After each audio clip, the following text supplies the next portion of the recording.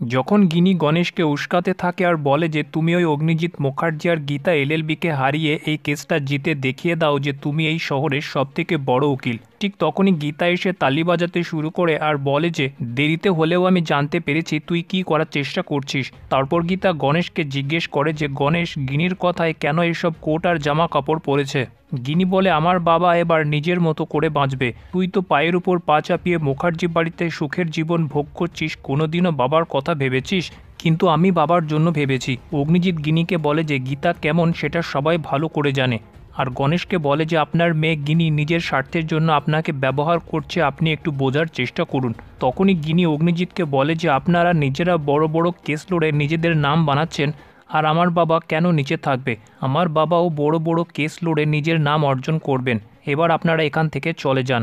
তখনই অগ্নিজিৎ গণেশকে বলে যে আপনার মেয়ের দাঁড়িপাল্লা আপনার প্রতি এতটা কেন ঝুঁকে গেল, কারণটা কি আপনি জানতে চেয়েছেন? তারপর গিনি কথাটা লুকোনোর চেষ্টা করলে গণেশ বলে কি এমন কথা, কোন ব্যাপার নিয়ে আপনি কথা বলছেন? গিনি বলে বাবা এখান থেকে চলো। গীতা বলে কেন যাবে বাবা? বাবারও জানার দরকার কোন কেসের চুক্তিতে টাকা নিয়েছে। অগ্নিজিৎ সেটা জানাতে চাইলে গণেশ বলে যে আমি আসলে চাই আপনাকে হারাতে। আমি সবসময় ফার্স্ট হয়ে এসেছি আর আপনি সেকেন্ড। আমি আবারও প্রমাণ করে দিতে চাই যে আমি আপনার থেকে বড় উকিল। তারপর সত্যিটা নাই শুনেই গিনি গণেশকে নিয়ে চলে যায়। অগ্নিজিৎ বলে যে আমি নিজের জন্য বাবা আর মেয়েকে লড়িয়ে দিতে পারবো না।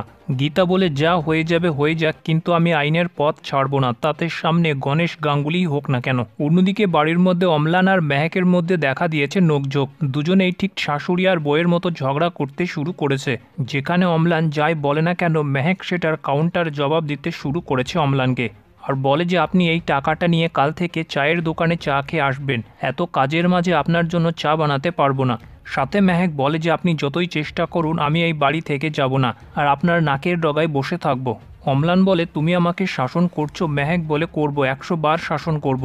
অম্লান বলে দাঁড়াও, তোমার বড় বড় কথা বন্ধ করছি, তোমার বাবাকে ফোন করে আমি সব বলছি। মেহেক বলে করুন করুন, বাবাকে বলে কিচ্ছু হবে না। অম্লান অগ্নিজিৎকে বলে যে আপনার মেয়ে তো পাড়ার গুন্ডাদের মতো মস্তানি করছে। অগ্নিজিৎ বলে আপনার মতো লোকের সাথে ওটাই করা উচিত, বাড়ির বউকে কেউ তাড়িয়ে দেয়? তারপর মেহেক অম্লানকে যা যা বলেছে সেগুলো শোনার পর অগ্নিজিৎ নিজের হাসি আটকাতে পারে না যে মেহেক অম্লানের কি অবস্থা করেছে।